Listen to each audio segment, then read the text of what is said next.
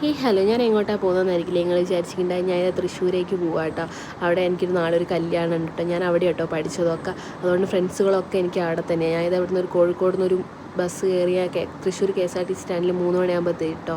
അവരെ ബുദ്ധിമുട്ടിക്കണ്ടല്ലോ എന്ന് വിചാരിച്ച് ഞാൻ ആരെയും വിളിച്ചില്ല. ഞാൻ അവിടെ തന്നെ 20 രൂപയും കൊടുത്തിരുന്നു. പിന്നെ രാവിലെ ഒരു 6 മണിയാകുമ്പോഴത്തേക്ക് ഞാൻ ഫ്രണ്ടിൻ്റെ വീട്ടിലേക്ക് ഒരു ഓട്ടോവും വിളിച്ച് പോയിട്ടോ. അവളെ ബുദ്ധിമുട്ടിക്കണ്ടല്ലോ എന്ന് വിചാരിച്ചിട്ട് ഓട്ടോ വിളിച്ച്. പക്ഷേ എനിക്ക് വഴി തെറ്റി. അതുകൊണ്ട് അവൾ പകുതിയിൽ നിന്ന് വന്ന് കൂട്ട് തന്നെ വണ്ടി വന്ന് അവൾക്ക് ബുദ്ധിമുട്ടാണ്ടല്ലോ എന്ന് വിചാരിച്ചിട്ടാണ് കേട്ടോ ഞാൻ അവിടുന്ന് ഓട്ടോ വിളിച്ച് വന്ന്. പക്ഷേ ഇവൾക്ക് ഇരട്ടി ബുദ്ധിമുട്ടായി. കാരണം എന്താണെന്ന് വെച്ച് കഴിഞ്ഞാൽ ഞാൻ ഏതോ വഴിക്ക് പോയി ഇറങ്ങിയിട്ട് അവൾ അവിടെ വന്ന് എന്നെ കൂട്ടേണ്ടി വന്നു കേട്ടോ.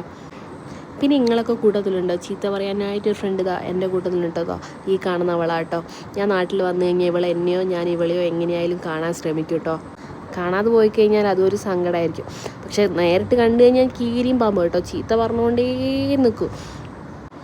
പക്ഷേ എന്തെങ്കിലുമൊക്കെ ഒരു ആവശ്യം വന്നു കഴിഞ്ഞാലുണ്ടല്ലോ, പക്ഷെ അവളെ എനിക്കും ഉണ്ടാവും അവൾക്ക് ഞാനും ഉണ്ടാവും എന്നുള്ളൊരു ഉറപ്പുണ്ട് കേട്ടോ. ഞങ്ങൾക്ക് രണ്ടാൾക്കും അങ്ങോട്ടും ഇങ്ങോട്ടും. അങ്ങനെ ഗേറ്റൊക്കെ അടച്ചതാണ് ഞങ്ങൾ പോവുക കേട്ടോ. ഓൾറെഡി വൈകി, കുറേ ആൾക്കാർ ഇനിയും വരാനുണ്ട് കേട്ടോ. അങ്ങനെ ഓരോരുത്തരായിട്ട് വരും. പിന്നെ ഞാൻ പകുതിയിൽ ഇറങ്ങി മുല്ല വേണം എന്ന് പറഞ്ഞ് മുല്ല വാങ്ങാൻ വേണ്ടി നിൽക്കുക കേട്ടോ. അങ്ങനെ 2-3 മുളം മുല്ലയൊക്കെ വാങ്ങി.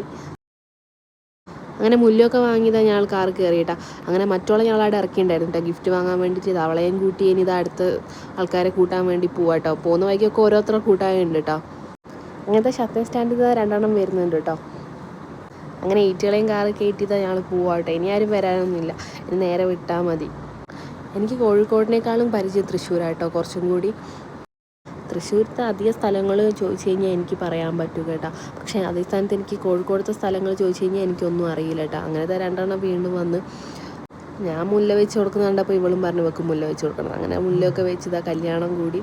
അമ്പലത്തിൽ വെച്ചായിരുന്നു കേട്ടോ കല്യാണം. അങ്ങനെ ഇതാ അവളെ കല്യാണം കേട്ടോ കഴിഞ്ഞ് അവൾ എൻ്റെ കൂടി പഠിച്ചതാണ് കേട്ടോ. അമൃത എന്നാ പേര്. അങ്ങനെ ഞാൻ ഫോട്ടോസും വീഡിയോസും ഒക്കെ എടുക്കാൻ പോയിട്ടാണ് ഞങ്ങളെല്ലാവരും കൂടി. പിന്നെ ചെക്കനും പെണ്ണും ഓഡിറ്റോറിയത്തിലെത്തി കേട്ടോ. ഓഡിറ്റോറിയത്തിലെത്തി പിന്നെ ഒരു മാലയിടലൊക്കെ ഉണ്ട് കേട്ടോ ഇവിടെ. ഞാൻ ഇവിടെ കേട്ടോ ഇങ്ങനെയൊക്കെ കണ്ടുള്ളൂ. അമ്പലത്തും താലി കെട്ടി കഴിഞ്ഞ് പിന്നെ ഓഡിറ്റോറിയത്തിൽ വന്ന് പിന്നെയും ഒരു പൂമാല ഇടും കേട്ടോ. പിന്നെ ഫുഡ് കഴിക്കാൻ വന്നിട്ടോ. നല്ല വിശപ്പുണ്ടായിരുന്നു, അതുകൊണ്ട് പാഞ്ഞ് വന്നു കേട്ടോ ഫുഡ് കഴിക്കാൻ വേണ്ടി. അങ്ങനെ ഫുഡൊക്കെ ചെയ്ത്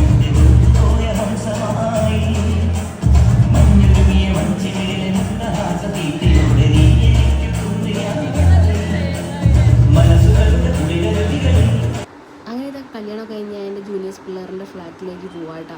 അവിടെ 2 ദിവസമൊക്കെ നിൽക്കാമെന്ന് വിചാരിച്ചു. അവരെൻ്റെ ഫ്രണ്ട്സുകാരാണ് കേട്ടോ, കോഴിക്കോട് അവർ.